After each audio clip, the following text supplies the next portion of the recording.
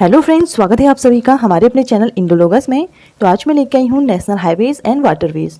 तो इनसे जो भी इंपॉर्टेंट क्वेश्चन बनते हैं वो सभी कवर करने की कोशिश की है मैंने, और सभी सिलेक्टेड और इम्पोर्टेंट क्वेश्चन कवर किए हैं और अपडेटेड डाटा है।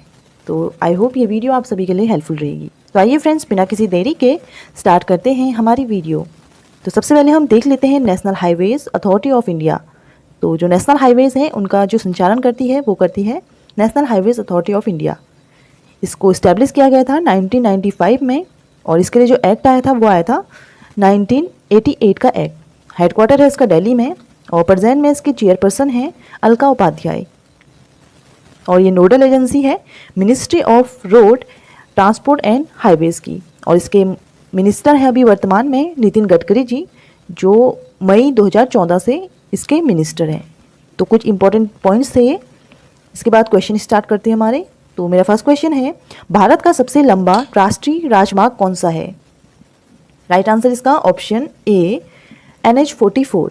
तो NH44 है longest national highway in India. तो भारत का सबसे लंबा राष्ट्रीय राजमार्ग है ये, और इसको पहले कहा जाता था NH7। तो इसको NH7 कहा जाता था, और इसी को कहा जाता है नॉर्थ साउथ कॉरिडोर। तो नॉर्थ साउथ कॉरिडोर कहा जाता है इसे, और इसकी लेंथ है 3745 किलोमीटर्स, और ये श्रीनगर से कन्याकुमारी को जोड़ता है। तो किसे जोड़ता है? श्रीनगर से कन्याकुमारी को। तो लोकेशन एक बार हम देख लेते हैं फ्रेंड्स। तो ये रही लोकेशन भारत का मैप, और ये रहा श्रीनगर, और श्रीनगर से ये है कन्याकुमारी तमिलनाडु में। तो श्रीनगर से कन्याकुमारी को ये जोड़ता है, और NH44 है ये प्रेजेंट में, और 3745 किलोमीटर्स की लेंथ है। तो इम्पॉर्टेंट है, याद रखिएगा। नेक्स्ट क्वेश्चन देख लेते हैं, दिल्ली से मुंबई को कौन सा नेशनल हाईवे जोड़ता है? राइट आंसर इसका ऑप्शन सी NH48। तो NH48 जोड़ता है दिल्ली से चेन्नई तक। तो 7 स्टेट्स को कवर अप करता है ये जो NH48 है, और पहले इसको कहा जाता था, इसका ओल्ड नेम था NH8। तो NH8 से NH48 हो गया है अभी प्रेजेंट में, और इसकी जो लेंथ है वो है 2807 किलोमीटर्स। तो एक बार लोकेशन हम देख लेते हैं। तो लोकेशन ये रही आपके सामने। तो यहाँ पे है दिल्ली, दिल्ली से मुंबई, और मुंबई से बेंगलुरु। तो टोटल 7 स्टेट को कवर करता है। नेक्स्ट क्वेश्चन देख लेते हैं, जम्मू कश्मीर से लेह को कौन सा राष्ट्रीय राजमार्ग जोड़ता है? राइट आंसर इसका ऑप्शन ए NH1। तो NH1 नेशनल हाईवे 1 इसे जोड़ता है यूनियन टेरिटरी जम्मू कश्मीर को लद्दाख से। और इसी में जो NH1A है और NH1D है उसको भी इंक्लूड कर दिया गया है। जो ओल्ड NH1 एंड NH1D है इसको भी इसी में इंक्लूड कर दिया गया है। तो याद रखिएगा, इसकी जो लेंथ है वो है 534 किलोमीटर्स। तो लोकेशन एक बार हम देख लेते हैं इसकी। तो पहले बात कर लेते हैं NH1 ओल्ड की। तो ओल्ड की बात कर लेते हैं। तो ओल्ड वाला जो NH है NH1 ये जोड़ता था अमृतसर से दिल्ली को। न्यू की बात कर लेते हैं। तो न्यू आपको दिख रहा होगा, यहाँ पे है जम्मू कश्मीर, गुलमर्ग लिखा हुआ है यहाँ पे। तो गुलमर्ग से लेके लेह तक, तो लेह लद्दाख तक ये नेशनल हाईवे है। नेक्स्ट क्वेश्चन देख लेते हैं, पंजाब से लेह को कौन सा राष्ट्रीय राजमार्ग जोड़ता है? राइट आंसर इसका ऑप्शन सी NH3। तो NH3 की बात हो रही है। तो NH3 जो नेशनल हाईवे है ये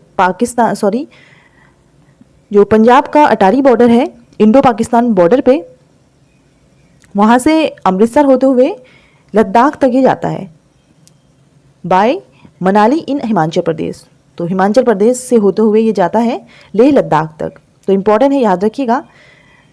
और इसकी जो लेंथ है वो है 556 किलोमीटर। तो 556 किलोमीटर इसकी लेंथ है। लोकेशन एक बार हम देख लेते हैं।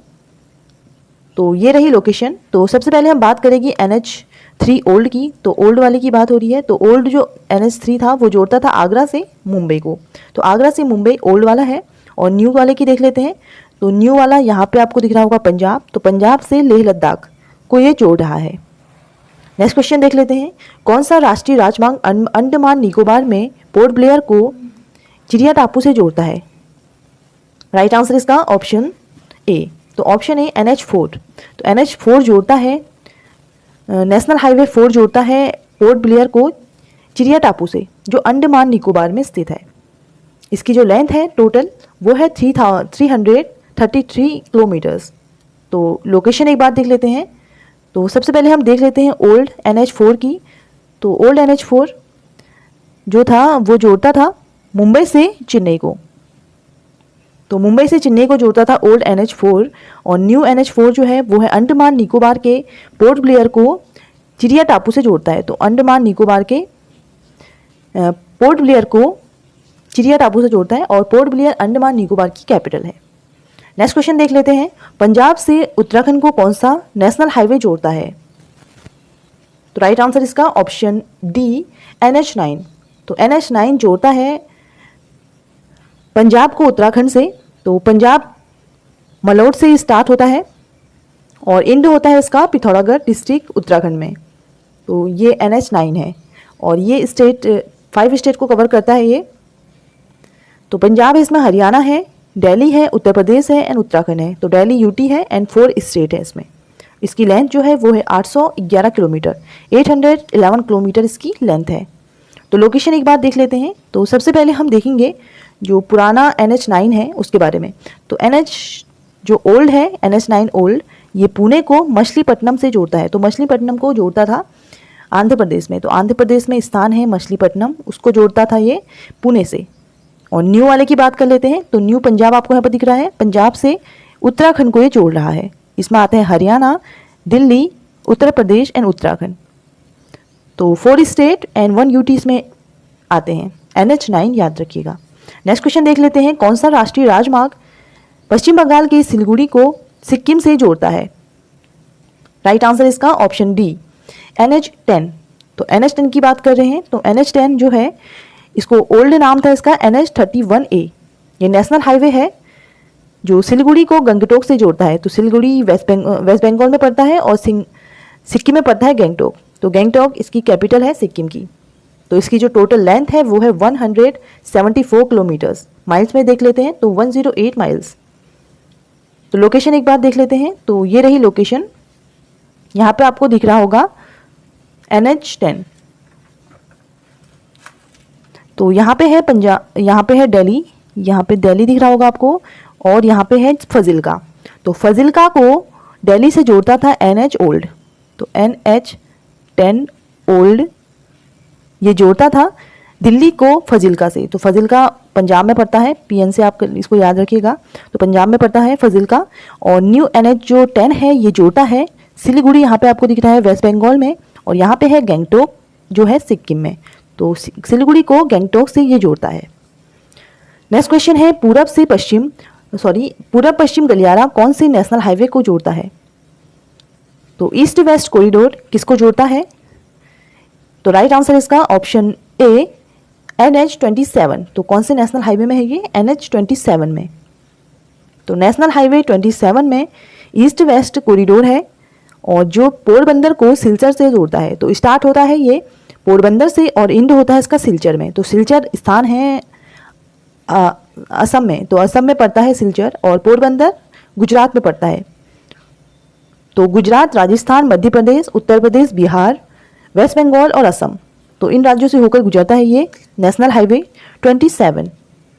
तो इंपॉर्टेंट है, इसकी लेंथ आपको याद रखनी है। इसकी जो लेंथ है वो है 3507 किलोमीटर्स। तो लोकेशन एक बार हम देख लेते हैं इसकी। तो आई होप आपको दिख रहा होगा यहाँ पे। तो यहाँ पे है सिलचर, तो ग्रीन कलर की लाइन को आपको देखना है, और यहाँ पे पोरबंदर है गुजरात में, और यहाँ पे है सिलचर। तो ये है ईस्ट वेस्ट कॉरिडोर। तो ईस्ट वेस्ट कॉरिडोर जो है NH27 पे। तो साथ के साथ आपको NH भी आपको याद रखना है। और बात कर लेते हैं नॉर्थ साउथ कॉरिडोर की। तो नॉर्थ साउथ कॉरिडोर मैंने आपको दिखाया था, जो श्रीनगर से कन्याकुमारी को जोड़ता है।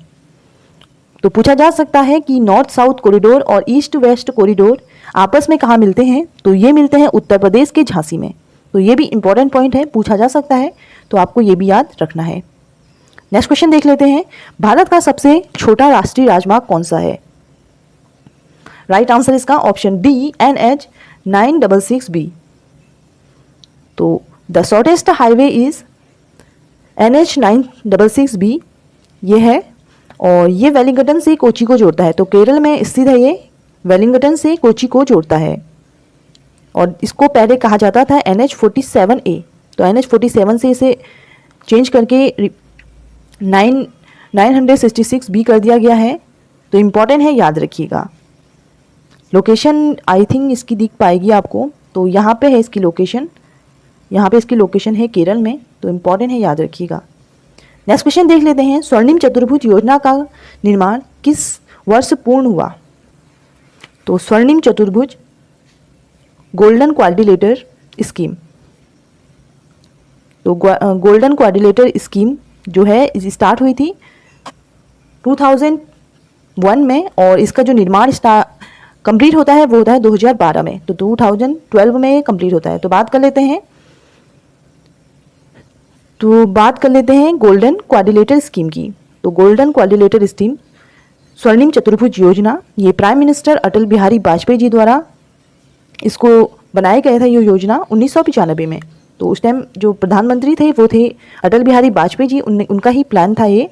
तो योजना बनाई गई थी और 1999 में ये योजना बनके तैयार हुई थी। तो योजना बनने में भी काफ़ी टाइम लग जाता है। तो योजना बनके तैयार हुई थी तब 1999 में।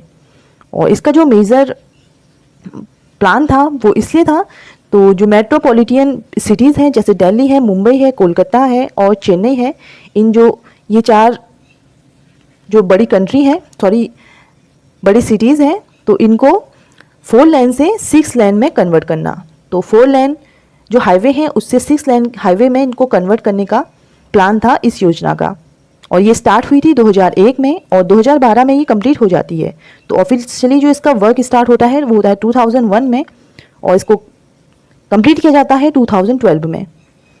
तो इसकी जो टोटल लेंथ की बात कर लेते हैं। तो लेंथ है इसकी 5846 किलोमीटर, 5846 किलोमीटर्स की टोटल लेंथ है, जिसमें दिल्ली से मुंबई 1419 किलोमीटर्स, कोलकाता से चेन्नई 1684 किलोमीटर्स, दिल्ली से Kolkata 1453 kilometres and Mumbai to Chennai 1290 kilometres. तो ये लेंथ भी आपको याद रखनी है और ये क्वेश्चन इंपॉर्टेंट है।